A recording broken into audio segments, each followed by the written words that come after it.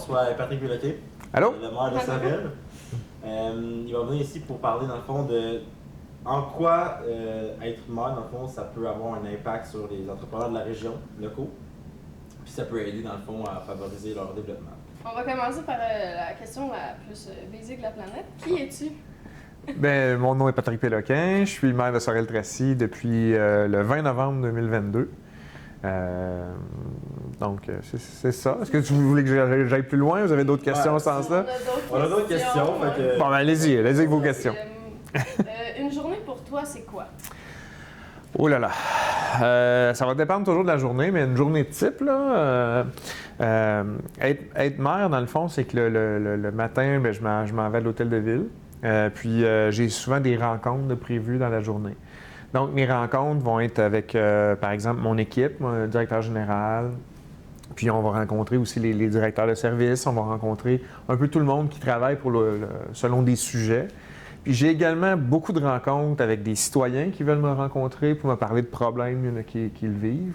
Je rencontre des gens qui ont des projets aussi qui aimeraient faire dans la ville. Je rencontre des organismes qui veulent continuer de faire leur mission, puis de comment on peut les aider.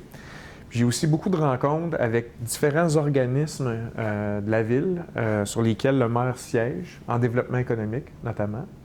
Et puis, donc, j'ai des rencontres avec ces organismes-là, comme Développement économique Pierre de Sorel, la Société des parcs industriels de Sorel-Tracy. J'ai des rencontres aussi avec la Société d'aide au développement collectif, la SADC qu'on appelle. Donc, moi, en siégeant là-dessus, je fais plein de rencontres. Puis là, en plus de ça, j'ai des rencontres le soir. Les rencontres tous les lundis avec le conseil municipal, on discute de sujets. 2 fois par mois, on a des séances publiques. C'est habituellement ce que les gens voient là, à la télévision ou sur YouTube. C'est la séance publique, mais ça, c'est 2 fois par mois, mais à tous les lundis, j'ai une rencontre. Puis les mercredis aussi, je suis à la MRC. Les mercredis soirs, je suis à la MRC pour discuter de dossiers. C'est un travail assez occupé, ça prend beaucoup de temps. Ouais. Est-ce que tu dirais que ça a créé beaucoup de sacrifices pour... Oui, bien, effectivement, là, pour occuper un emploi comme ça, c'est comme ça demande beaucoup de temps, bien, il faut sacrifier soit des loisirs ou encore sacrifier d'autres passions ou implications qu'on pouvait avoir. C'est sûr aussi que je ne me serais pas présenté comme maire si mes enfants avaient été très jeunes. Ça aurait été un petit peu demandant. Ouais. Puis un peu demandant, mais c'est aussi un regard, parce que, tu sais, je veux pas, c'est que là, on est sur la scène, je suis dans le journal là, pratiquement toutes les semaines, donc il y a comme une notoriété qui vient avec ça, puis des fois, pour les enfants, quand ils sont jeunes, ça peut être plus difficile. Mais là, mes enfants sont rendus vieux, là. Ils sont capables de gérer ça. Tu disais que tu faisais des rencontres avec des citoyens, et tout, ouais. Mais mettons, les citoyens en général, c'est pas, mettons, des compagnies ou peu importe, mais ce serait quoi, mettons, leur demande? Les citoyens en général? Ouais. Ah, bien, ça peut être par rapport, par exemple, je sais pas moi, au déneigement, l'élargissement des rues, ça peut être des projets aussi qu'ils ont, qu'ils aimeraient voir. Par exemple, on pourrait peut-être construire ça à quelque part. On aimerait ça qu'il y ait un parc qui porte un nom, ou encore modifier des choses qu'on retrouve dans un parc, ou encore être sensible au niveau, par exemple, je sais pas, de la circulation automobile dans un secteur. Donc, les gens viennent me parler de leur réalité. Là, Puis là, moi, évidemment, parce que comme je suis le maire, je suis au courant d'à peu près tout ce qui se passe. Donc, je suis en mesure de donner l'heure juste aux gens. Est-ce que c'est faisable ou pas? Donc, les gens viennent vraiment nous parler de leur réalité, de ce qu'ils vivent. Donc, c'est plus, mettons, des suggestions que des plaintes. Ça peut être un peu des deux. Il y en a qui peuvent se plaindre de quelque chose. Fait que ça arrive, là. Il y a quelque chose, je sais pas, il y a un coin de rue qui est dangereux au coin de chez nous. J'aimerais ça qu'il y ait un stop là-bas. On peut-tu réduire la vitesse? C'est choses. Mais il y en a qui arrivent avec des projets. Il y a déjà quelqu'un qui me dit on pourrait construire une super belle fontaine sur un quai, ça serait intéressant. Je dis ça coûte un peu. Ouais, ça coûte cher, mais on pourrait étudier ça. Ouais. Sinon, est-ce que tu pourrais nous présenter ta famille et l'impact qu'ils ont eu un peu sur ton rôle en tant que maire? Ouh là là! Ben, ma famille, je vais commencer par mes parents. Mon père était électricien en construction. Il était très impliqué dans le syndicat en construction. Fait que mon père a tout le temps été revendicateur, représentant les gens avec qui il travaillait. J'ai déjà été assisté, je ne sais pas dans quelles circonstances je me suis retrouvé là. Je pense qu'il n'y avait pas de gardienne. Je me suis retrouvé dans une assemblée syndicale d'ouvriers de construction. J'ai appris beaucoup de choses. J'étais jeune, mais j'ai compris que, il se passe des choses ici. Quand même, ça parle fort. Puis ma mère a toujours été du côté gestion. Ma mère était gérante dans ce qu'on appelait le Miracle Mart, qui est devenu Magasin M. C'est un magasin qui a disparu aujourd'hui. Puis ensuite, elle a été gérante de restaurant, elle était gérante aussi elle travaille encore là, à la poissonnerie, là, dans une poissonnerie. Fait que ma mère, elle a vraiment toujours occupé un poste de gestionnaire. Fait que moi, je suis comme un héritier entre les deux, là, de la représentation et en même temps de la gestion. Fait que j'estime que je tire des deux de ma famille. Fait que donc, c'est ça. J'ai 2 frères aussi qui sont plus jeunes que moi. Un qui travaille dans le milieu municipal, c'est étrange. Puis j'en ai un qui fait le tour des États-Unis, qui travaille pour une compagnie qui fait la location de scène. Donc il est plus du côté spectacle, puis il travaille là-dedans. Puis sinon, j'ai mes enfants, bien sûr, là, mes deux plus grandes filles étudient pour être professeurs. C'est étrange de vouloir être professeur. Puis mes 2 garçons, les 2 garçons, il y en a un qui s'en va en finance, l'autre je ne sais pas encore. Mais ils sont au cégep, fait que vous les connaissez sûrement. Oui. On les connaît. D'ailleurs, on les salue. Puis, moi, dans le fond, avant d'être mère, puis quand tu es devenue mère, dans le fond, est-ce qu'il y a eu. Est-ce que dans le fond, tu avais toutes les informations de c'était quoi être mère au juste ou tu as eu des petites surprises? J'ai eu la chance d'être conseiller municipal depuis 2013. Donc, quand est arrivée la campagne électorale, je savais exactement à quoi m'attendre. Je savais c'était quoi les enjeux, les orientations.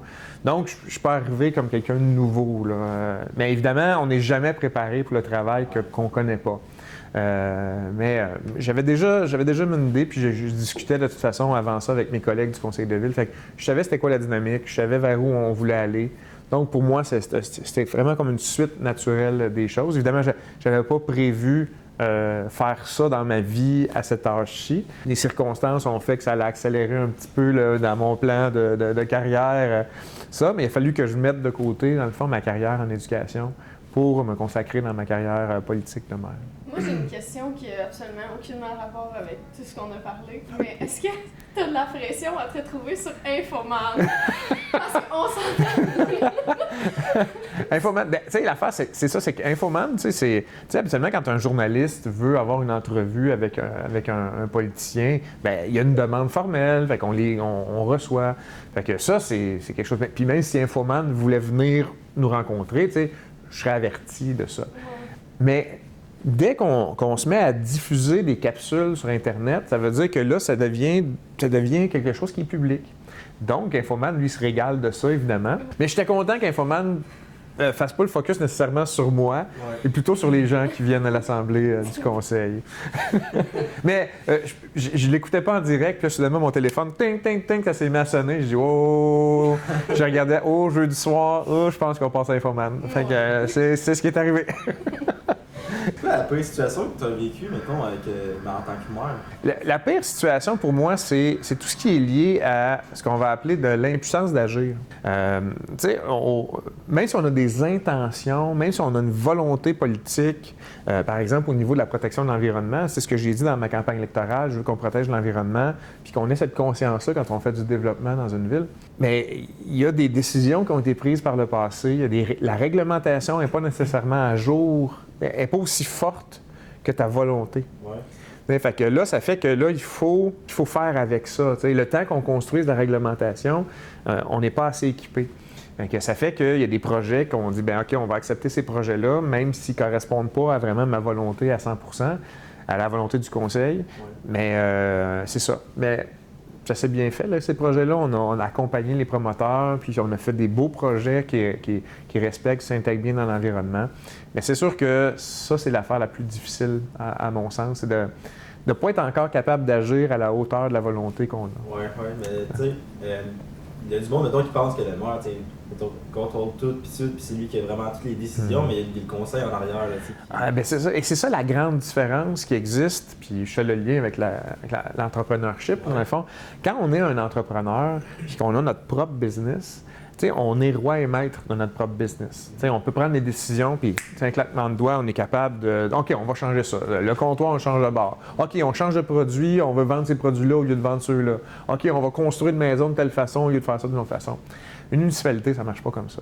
Une municipalité, là, il y a des règlements nationaux qui sont là, des règlements locaux qu'on a. Puis quand on veut faire valider des choses, quand on veut changer des choses, ça prend beaucoup de temps parce qu'il faut faire de la consultation, parce qu'il ne faut pas faire les choses rapidement.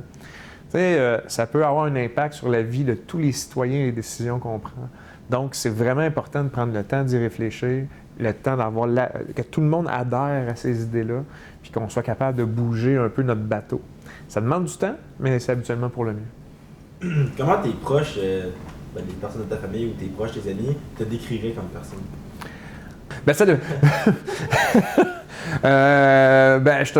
En tout cas, je pense que je suis un bon blagueur, je suis un bon vivant de nature. C'est sûr que mes enfants, ils me diraient, je suis un spécialiste de la joke de papa, là, évidemment, là, ça c'est sûr. Puis, quelqu'un d'actif. J'ai beaucoup de difficultés à rester assis longtemps, à rien faire. Là. Alors, je tourne en rond comme ça, là, il faut que je sois occupé. Là. Fait que je m'occupe. Puis quand vraiment je sens là, que j'ai rien à faire et que je tourne en rond, je prends la guitare puis je joue de la guitare pour me changer mes idées, là, pour relaxer un petit peu. Dans le fond, le rythme de vie d'être mère, c'est pas si pire pour toi. Tu le vis bien d'être tout le temps dans l'action. Je le vis bien parce qu'avant d'être mère, j'étais donc prof, conseiller pédagogique. En tout cas, j'avais une job en éducation à temps plein et j'étais conseiller municipal à temps partiel. J'avais 2 emplois. Ça m'occupait tout autant. Fait que, être mère maintenant, je suis tout autant occupé, mais c'est différemment que je suis occupé. Donc, mais habituellement, je tiens pas en place parce que j'ai toujours quelque chose à faire. Puis que ce soit, si c'est pas du travail, ça va être du loisir. Est-ce que tu t'impliquais autant, mettons, dans tes travaux, dans tes jobs, dans tes emplois, dans le fond, quand tes enfants étaient jeunes, ou c'est dès qu'ils ont commencé à être matures et plus vieux, dans le fond, que tu as fait « OK, je pourrais plus m'impliquer ». J'étais impliqué, j'ai toujours été impliqué. Ouais. J'ai toujours été impliqué, par exemple, sur les conseils d'établissement, les écoles de mes enfants, jusqu'au secondaire. Puis même au cégep, même ici, j'étais membre du CA du cégep comme représentant de parents jusqu'à l'élection. Là, après ça, j'ai dit, je vais arrêter de faire ça. Mais j'ai toujours été impliqué bénévolement jusqu'à temps que je devienne conseiller municipal. J'étais à la Société historique Pierre de Sorel. Donc, j'étais là comme bénévole, je donnais de mon temps. Puis, dans le sport aussi, j'ai coaché mes garçons au baseball. J'ai toujours donné de mon temps parce que pour moi, puis c'est quelque chose que je considère vraiment, vraiment important, c'est toujours, pour bien réussir dans la vie, il faut toujours s'impliquer dans notre communauté. Fait que vous soyez impliqué dans un club de relève entrepreneurial, moi, je trouve que c'est une super belle façon, justement, de le faire. Ce que vous allez y développer comme intérêt, comme expertise, ça va vous servir toute votre vie. Puis, tu sais, tantôt, tu disais que qu'est-ce qui t'avait poussé à aller là-dedans, c'était aussi un peu tes parents qui avaient motivé, là, qui avaient un peu ouvert cet intérêt-là, à aller là-dedans. Mais c'est quoi les études que tu as faites? Moi, j'ai étudié à Fernand-Lefebvre. Là. Dans le temps, il n'y avait pas les 2 écoles, c'était vraiment, tu faisais 5 ans dans une école. Fait que j'ai étudié à Fernand-Lefebvre. Ensuite, je suis venu ici au cégep de Sorel-Tracy. Au début, je ne savais pas trop en quoi m'en aller. Là. Je m'étais dit, je vais être prof. Je pensais être prof d'art dramatique. Vraiment, c'était quelque chose qui m'intéressait. Puis quand je suis venu ici au cégep, j'ai eu un prof d'histoire super intéressant. Fait que je me suis dit, tiens, je vais aller en histoire. Fait que je suis allé à l'UQAM en histoire. J'ai fait un bac en histoire. Ensuite, je m'étais inscrit à la maîtrise. J'aimais moins ça, la maîtrise. Mais pendant que j'étais à la maîtrise, j'ai commencé à travailler dans des écoles secondaires. J'ai fait, ça serait intéressant. Mais je n'avais pas les qualifications pour être prof au secondaire dans ce temps-là. Alors, j'ai travaillé dans les musées à Montréal. Quand j'ai fini mes études en histoire, j'ai travaillé dans des musées, Musée Stewart, Pointe-à-Calière. Mais c'était pas assez payant. Là. Puis mes enfants, je commençais à avoir une famille, puis je pouvais pas vivre de ça. Là. Donc, je suis retourné faire un autre bac en enseignement de l'univers social, que ça s'appelle, c'est Histoire Géo, économie un peu. Fait que j'ai fait un bac. Fait que j'ai 2 bacs, dans le fond, un en histoire, un en enseignement. Puis c'est en gros mes études. Je dirais que le bac en histoire, c'est à peu près ce qui m'a servi le plus dans mon rôle politique aujourd'hui, puis mes études aussi en géographie, puis tout l'enseignement que j'ai fait. Ça me permet de comprendre comment on aménage l'espace, puis aussi d'où on vient, puis comment on se projette dans le futur. Là. Ça, c'est vraiment utile pour ça. Tu as vraiment accumulé plein de connaissances, dans le fond, qui t'a amené justement à être... Oui, effectivement. On est la somme de nos expériences. Puis donc, je le suis vraiment. Là. Je me sers vraiment de tout ce que j'ai fait dans ma vie, dans mes études, puis dans ma carrière comme enseignant aujourd'hui. La capacité de parler avec les gens, de ne pas être gêné en public, de mener des rencontres, c'est vraiment tout ce que j'ai développé comme prof. L'implication, c'est super important dans le fond pour ceux, mettons, même ceux qui ne savent pas vraiment quoi faire plus tard, là, il faut vraiment s'impliquer dans tout, puis essayer de voir tous les domaines. Avec ses intérêts, puis effectivement, puis quand je suis à l'université, la première chose que j'ai fait quand je suis arrivé à l'UQAM dans mon bac en histoire, c'est que je me suis impliqué dans l'association étudiante. C'était la chose la plus formatrice que j'ai eue, parce que juste la tenue de réunion, le code Morin, comment on gère les assemblées, ça c'est ma petite poche arrière d'expérience que je remercie grandement. Qu'est-ce que tu dirais qui est ta plus grande fierté? C'est ça? Non, ma plus grande fierté? Ouais. Ah ben c'est ma famille, là. C'est sûr que c'est mes enfants, là. C'est sans hésitation, là. Je les vois aujourd'hui. C'est fou. Là. Bon, là, vous êtes jeunes, là, le temps passe vite. Oh mon Dieu, la chose de vieux croutons, là, mais... Je sais même pas ce que je fais. Ah, t'es mieux de les laisser avec un bar, là. Moi, c'est ce que je fais. Efficace. Je sais même pas si je prends...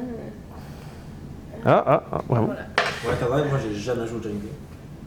Moi, je suis vraiment bonne au Jenga. C'est bon. On fait des combats chez nous, Jenga.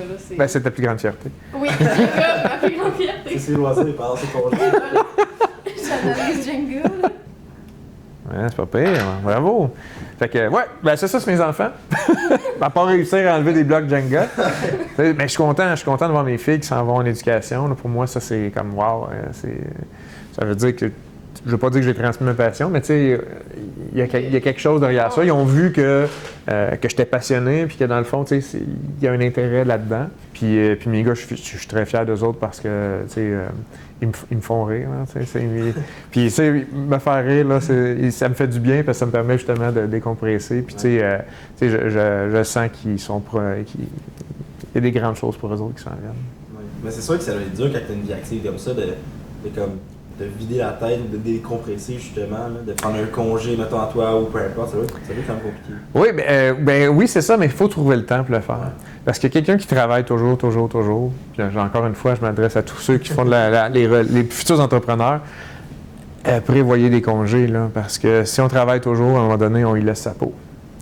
Fait qu'il faut vraiment le prévoir. Même si on dit, ouais, ben là, c'est pas payant si je fais ça. Non, c'est payant sur le long terme de prendre des congés. Il faut le faire. Je ne dis pas de prendre congé, genre 5 jours semaine, là, mais il faut prévoir des moments, il faut vraiment décrocher. Ton plus grand rêve? Mon plus grand... boy! Mon plus grand rêve? Mais tu sais, c'est sûr que tu sais, mon plus grand rêve, c'est tout le temps que mes enfants soient heureux dans la vie, là, tu sais, ça c'est clair. Mais mon plus grand rêve pour une... Lâche pas. J'ai pas pu passer Mon plus grand rêve, c'est que tu réussisses ton bloc pour pas qu'il me tombe dessus. Oh! Voilà. Réussi. Fait que... Voilà. T'as pas fait celle.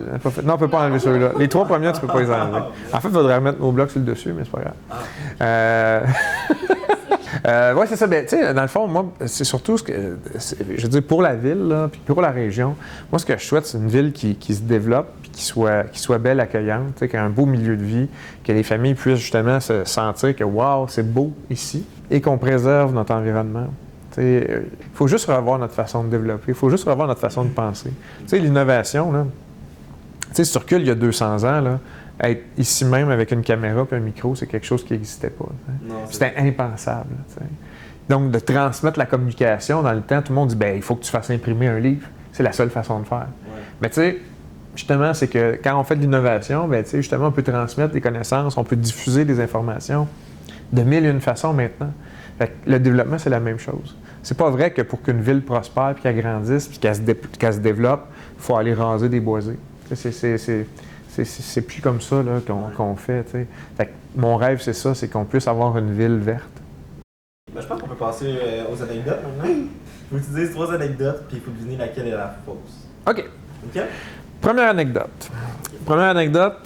J'ai gagné le prix d'excellence du Canada pour l'enseignement de l'histoire dans le développement d'un projet pédagogique que j'ai fait qui s'appelle Agora. Agora, qui est en ligne, c'est monurl.ca/agora. C'est un projet qui est basé avec tout le visuel d'Assassin's Creed. OK, d'Assassin's Creed d'Athènes. Là-dedans, c'est une activité pédagogique que je fais. En fait, j'ai commencé à faire ça en classe. Donc, je faisais vivre ça à mes élèves. C'est un jeu de rôle où mes élèves, j'y divise. Il y en a qui font des citoyens, d'autres qui font les femmes des citoyens, d'autres qui font des métèques, qui sont des étrangers. Puis la moitié de ma classe, c'est des esclaves. Fait que là, je forme des équipes avec ça. Puis là, ils ont des travaux à faire. Puis il se passe plein d'événements. Puis les citoyens viennent voter. Fait que j'ai monté avec un de mes collègues, Alexandre Chenette, qui est du le récit national. En tout cas, en éducation, c'est un conseiller pédagogique. Puis ensemble, lui, il a fait tout le visuel. Moi, j'en ai tout le contenu. Puis on a gagné le prix d'excellence en enseignement de l'histoire du Canada. C'est un prix du gouverneur, mais pas juste la médaille pour les élèves. Là. Il y en a aussi pour les profs. Fait que j'ai gagné ça. Ça, c'est vrai. C'est trop compliqué. Ouais, c'est ça. Il y a trop de détails. Il y a trop de détails, trop de... L'inventé hier soir, c'est ça. Non, c'est ça. Il a passé une demi-heure sur toute la table. Deuxième deuxième anecdote. Je suis un fan de baseball. Là. Moi, j'ai joué 10 ans au baseball. Puis j'ai coaché, tantôt je l'ai dit, j'ai coaché mes gars au baseball. Fait que moi, j'ai évidemment, là, des ligues de baseball pour adultes, je suis pas assez fort pour jouer dans les ligues de ligue senior qu'on a ici. Mais je joue à la balle molle. Je joue à la balle molle dans une ligue. Puis l'été passé, j'ai gagné le trophée du joueur le plus utile de ma ligue pour toutes les performances sportives que j'ai faites. J'étais assez fier, surtout que la plupart des gars là-dedans, ils ont entre 20 et 30 ans là, à peu près. Puis là, moi, à mon âge, je suis bien content de pouvoir montrer que j'ai gagné. Fait que j'ai gagné le trophée du joueur le plus utile. J'ai fini deuxième, la moyenne au bâton, dans les premiers pour les points produits, les points comptés, puis le premier pour les coups de circuit. Fait que j'étais pas mal content. Fait que j'ai gagné ce trophée-là l'été passé. C'était la première fois. Ça fait 10 ans que je joue dans cette élite-là. C'est la première fois que je gagnais le trophée. Fait que je suis bien content. Il était à la maison, là, une petite balle de baseball. Puis le troisième, ben là, c'est difficile parce que là, vous me connaissez un petit peu. Fait que je suis moi, je suis un geek fini, là. Là, moi, je suis vraiment total geek, là. Moi, il y a un film Marvel qui sort, c'est sûr qu'il faut que j'aille le voir au cinéma. J'attends pas de le voir à la maison. Même si je suis abonné à tout ce qui existe. Moi, ma chaîne, c'est pas Netflix, là. Moi, c'est Disney+. Pour écouter les Star Wars, les Marvel. Fait que je manque rien de tout ça, là, je les écoute. Puis je vais même écouter des vidéos sur YouTube qui expliquent les films que j'ai vus pour voir s'il n'y a pas des références que j'ai manquées dans le film ou la série que j'ai écouté. Moi, je suis un gros fan de Donjons Dragons, là, puis je joue encore beaucoup à Donjons Dragons. J'essaie de jouer au moins une fois par semaine dans mon horaire hyper chargé. Fait que je réussis au moins aux 2 semaines, là, quand même. C'est pas si pire. Donjons Dragons, je joue à ça depuis 38 ans. Mais même les garçons aussi, ils jouent des fois. Oui, il y a mes garçons qui essayent de prendre le relais. Fait que, c'est intéressant. Puis il y a le film de Donjons Dragons qui sort le 31 mars. Ah, je savais pas qu'il y avait un film. Ouais, il sort un film. Hey, bonne chance pour trouver laquelle de mes histoires qui est pas vraie. Ben, il me semble que j'ai déjà entendu parler d'une interaction justement d'histoire, là, comme tu disais, dans le fond, il y avait gagné le prix, là, où que tu faisais des interactions avec les personnes pis tout. Mais pas, on en entend parler. Moi, j'ai le baseball. Moi aussi, j'ai du baseball. Ben bon. Vous doutez de mes capacités physiques? Non, Non, c'est mais pas moi, je pense pas que c'est complètement faux. C'est quand? Attends, c'est quand Mais que tu je as pense- gagné ça? Cet été. Cet été. Mais c'est qu'il a dit que c'était la première fois en 10 ans qu'il jouait dans la ligue. C'est la première fois que je gagnais le trophée en 10 ans. Ouais, j'ai l'impression que c'est un détail. C'est un détail. Moi, je pense que, mettons, il y a 10 ans ou peu Moi, je suis importe, sûre que tu c'est pas t'impliquais Marvel. vraiment plus dans le baseball pis tout, fait que tu aurais pu le gagner. Mhm. Puis maintenant, genre, j'ai l'impression que genre, c'est plus un loisir pour toi que la compétition, mettons. OK. Ouais, je sais pas. Je pense que moi, je votais pour ça. OK. C'est pas le Ben- trophée qu'il nous a donné. Fait que là, faut que je vous dise laquelle qui est. Ouais. OK, ben, je suis un geek fini, là, Ouais. Donjons Dragons puis Marvel. Puis ça, je savais que. Je savais que vous étiez pour le savoir. J'ai gagné le trophée du meilleur joueur de la Ligue l'été passé pour la première fois en 10 ans. J'ai effectivement créé une activité pédagogique Agora qui existe. L'adresse que j'ai donnée, c'est vraiment vrai. Là, Ah ouais. Elle existe, mais j'ai jamais gagné le prix du gouverneur pour ça. En fait, parce que le prix d'excellence de l'enseignement de l'histoire du gouverneur général du Canada, c'est pour l'enseignement de l'histoire du Québec et du Canada. Ah. Donc, moi, c'est une affaire sur Athènes, ça n'a aucun rapport avec l'histoire du Canada, fait que j'ai jamais gagné ce prix-là. Ah. Là, vous allez me dire, ouais, c'est un politicien, t'es habitué de mentir, mais non, c'est pas vrai, je suis pas habitué de mentir. Comment on l'aurait dit, mais... Ouais, comment il va aller chercher ça, là? Il va faire des montages. Ouais, mais. C'est... Ça commence en force. OK. Ton costume d'Halloween de jeunesse le plus mémorable. Ah, c'est fort. Ça. Oh boy, mon costume. Ouais, ben ça, c'était le dernier costume que j'ai pris. La dernière fois que j'ai passé le Halloween, j'étais déguisé en punk. Fait que je m'étais comme liché les cheveux dans les airs. Je me promenais avec tu sais, dans ce temps-là, des foulards. On avait mis du spray de couleur rose dans les cheveux. Puis on avait fait des trous dans nos pantalons. Puis là, je réalise aujourd'hui, tu sais, j'avais peut-être 13 ans quand j'ai fait ça. Ouais. Puis là, on cognait aux portes. On avait l'air des gens dangereux. Mais ça a fonctionné. Ça a fonctionné. Ça, c'était mémorable. Comme costume d'Halloween, ouais, mémorable. Sinon, plus vieux. Mon costume d'Halloween préféré, là, que je à l'école, parce que je me costumais à l'école, j'en avais deux. Là. J'en avais un d'Iron Man. J'avais construit un avant-bras. J'avais mis de la peinture, j'avais mis une lumière dans un gant. Puis tu sais, les lumières que tu pèses dessus, ça allume. Fait que j'avais fait ça. Fait que puis là, je m'étais fait venir un t-shirt avec le rond là, d'Iron Man. Là.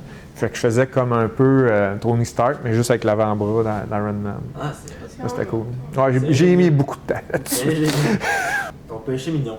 Le péché mignon, moi je te dirais que le péché mignon, c'est le popcorn. Le popcorn? Oui, ben, tu sais, j'écoute beaucoup de films, j'écoute beaucoup de séries, puis j'ai de la misère. Si je vais au cinéma, c'est sûr, certain, je vais m'acheter un popcorn.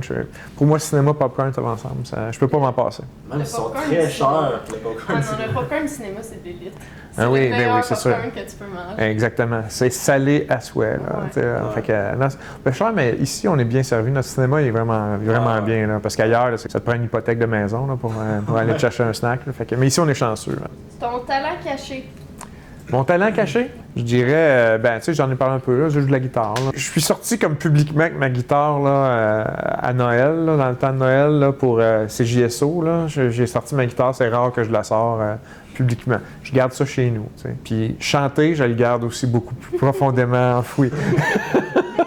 Mais des fois, je suis capable. Là, ça dépend de la chanson. Je suis capable d'aller chercher la tonalité, là, c'est pas pire, mais c'est mon talent caché. Ça fait longtemps que tu fais de la guitare?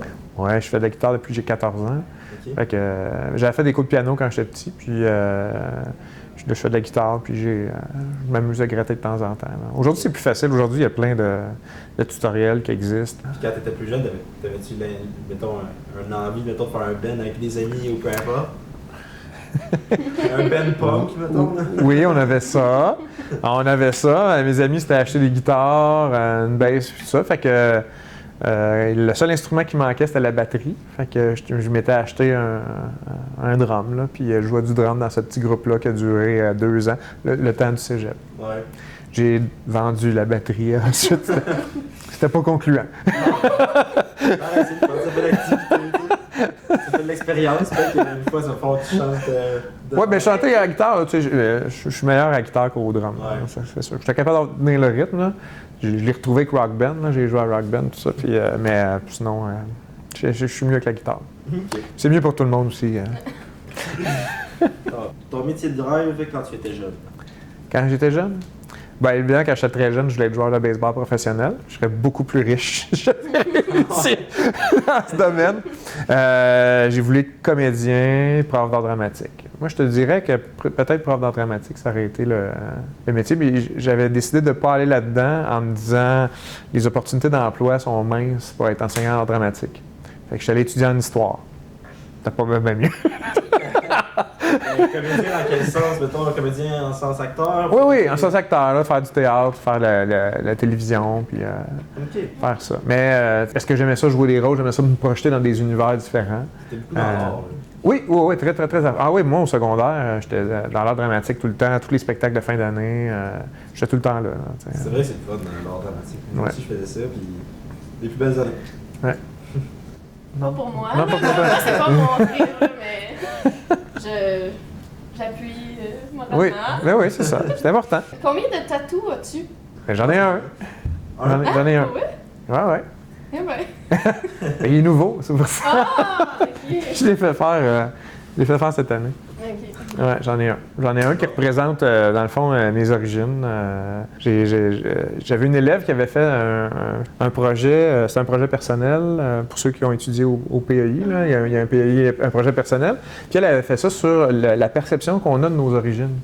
Fait qu'elle m'avait posé la question, tu penses de quelle origine? J'ai dit, ben moi, l'origine française, puis, évidemment, prof d'histoire, j'ai tout sorti l'arbre généalogique français qui venait de là. Puis là, elle a fait faire des tests d'ADN avec Ancestry, là, qu'on peut voir c'est quoi. Puis là, puis après ça, elle filmait comme ça, puis elle nous dévoilait nos résultats. Puis après ça, elle nous demandait, fait que moi, j'étais sûr de mon coup, t'sais. Puis que je réalise que j'étais à 50% français, oui, c'est vrai, mais que j'avais 25% irlandais, puis j'avais un 15% scandinave. T'sais. Fait que je dis, wow, qu'est-ce que c'est ça? Puis j'avais oublié que, parce que moi, j'ai un grand-père que j'ai pas connu, qui est anglophone, puis qui a ses ancêtres venaient d'Irlande. Puis les gens d'Irlande, ben, ils venaient des invasions vikings qui se sont établies en Irlande. Fait que j'ai fait, bon, ben, tu sais, fait que moi et mes frères, on s'est fait faire un tatou. On a le même tatou, les trois. On appelle ça un nœud viking, là, dans le fond. C'est comme des triangles, 3 triangles d'un seul trait. Puis on a ça. Fait que, c'est mon seul et unique tatou. Ton équipe sportive préférée? Ben, mon équipe sportive préférée de baseball, elle n'existe plus. C'était les Expos. Aux Expos, Mais moi, j'étais un fan. C'est sûr que, tu sais, au hockey, les Canadiens, c'est mon équipe préférée. Mais je suis aussi un fan de soccer. J'ai même des billets de saison pour le CF Montréal. Là, fait que c'est bientôt. Là. Ouais, c'est vrai, c'est plus l'Impact. Ben, c'est l'Impact. Tout le monde dit l'Impact. Là. J'ai dit CF Montréal pour faire politically correct, là, mais tout le monde dit l'Impact. Fait que, ouais, j'aime beaucoup ça. L'année passée, j'ai vraiment trippé là, avec l'Impact, là, puis la saison qu'ils ont eue. Mais tu sais, c'est ça, c'est tout le temps un club en développement, c'est un club école, fait que les vedettes ne restent jamais, là, mais c'est pas grave, c'est le fun pareil. Oui. Mais je suis un fan de sport, là, je suis ça intensément. Puis au football, parce que c'est le seul sport qui me reste prêt à dire, c'est les Bears de Chicago. Je mords mes bas depuis 30 ans parce qu'ils ne gagnent jamais rien, ils sont pourris, ils ont fini dernier de la ligue, mais je continue d'être un fan des Bears de Chicago.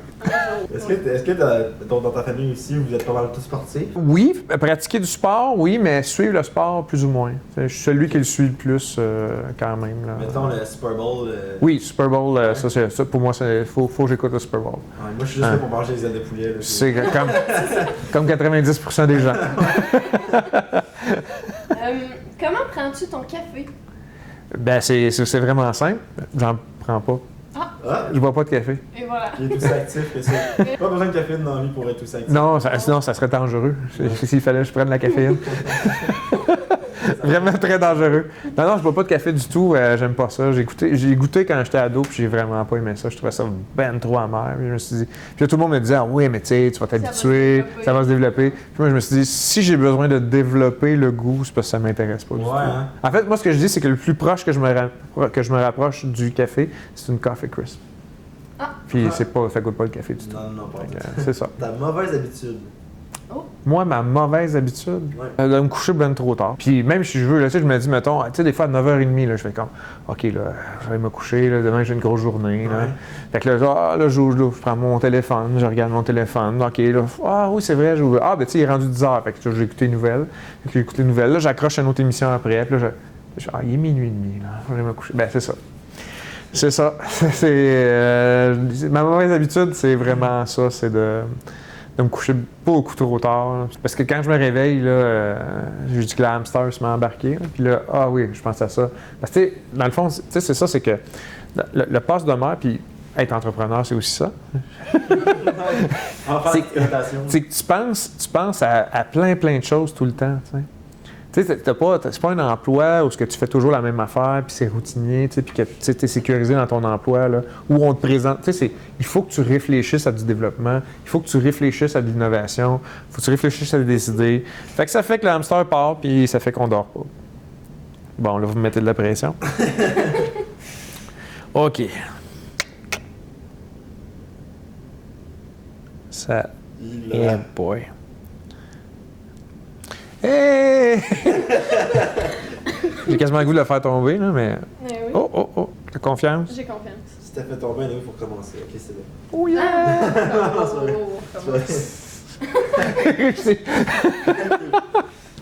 Aux auditeurs, dans le fond, qui nous regardent, si tu avais un conseil à donner pour quelqu'un qui veut aller dans un domaine similaire, dans l'entrepreneuriat, dans l'intrapreneuriat, ce serait quoi? Dans la politique. Ouais, ou dans la politique. Ouais, Bien, la première des choses, c'est de toujours avoir, bien, tu sais, si on est à l'intérieur, si on est en politique, c'est toujours avoir d'être au diapason de ce que la population, tu sais, demande, qu'est-ce qu'elle veut. En même temps, tu sais, il y a des choses que c'est pas tout le monde qui est au courant, tu sais, fait que il faut être à jour. Puis ça, là, je le dirai jamais assez, avoir de la formation, que vous soyez un entrepreneur, que vous soyez un politicien, que vous soyez quelqu'un qui travaille dans une institution qui fait affaire avec les entrepreneurs, d'être à jour, d'aller faire des formations, d'aller voir ce qui se fait de nouveau. L'entrepreneuriat, là, c'est pas une recette. On ne peut pas répliquer une même recette constamment. Ça ne marche pas. Fait que quand on est à jour, quand on voit ce qui se passe de nouveau, là, on peut avoir plein de bonnes idées en entrepreneuriat. Puis on en a plein d'exemples ici dans la région de gens qui ont innové, puis ça fait en sorte que les entreprises sont florissantes, puis ça fonctionne bien. Une entreprise qui ne se met pas à jour, qui ne regarde pas les nouveaux procédés de fabrication, des choses comme ça, elle sera plus compétitive, elle sera plus capable de produire autant que les autres. Okay. Fait que le cœur, l'enjeu, là, dans le fond, bien, dans tout ce que vous mettez, là, j'ai mis innovation, je l'ai dit souvent, là, mais la formation en continu, c'est hyper important. Puis dans la vie, là, moi aussi, là, j'en fais encore des formations. Là. Moi aussi, je vais me renseigner. Moi aussi, je vais voir ce qui se fait de nouveau. Il faut tout le temps être à jour. C'est jamais fini à apprendre. Non, c'est ça. C'est ça. Ah, ben c'est super, ça fait un bon mot de la fin. Hey. Mais oui. Ça fait plaisir, merci beaucoup. Merci beaucoup, c'est super fun, super intéressant. Ouais, c'est sûr, c'est super intéressant, mais merci d'être venu. Déjà, ça fait plaisir. Pris ton temps, ton Dans peu de tes temps, journées ouais, extrêmement occupées. Ouais. C'est important, parce que c'est important justement de faire ça. Okay. Des rencontres de gens, je peux reporter ça. Une entrevue. Nous, c'est pas pour des plaintes, là. Nous, c'est pour Non, c'est ça, nous, c'est fun. C'est cosy, tu sais. On parle pendant une heure. Ouais, oui, c'est ça. Ouais. C'est relax. On fait une petite pause là, pendant une journée, puis ouais, c'est ça. Fait que ça conclut l'épisode 2. Oui, oui. Fait que bonne soirée tout le monde. Bonne soirée ou bonne journée. Ben, Bye bye. Bonne soirée, bonne nuit, ça dépend. C'est bon.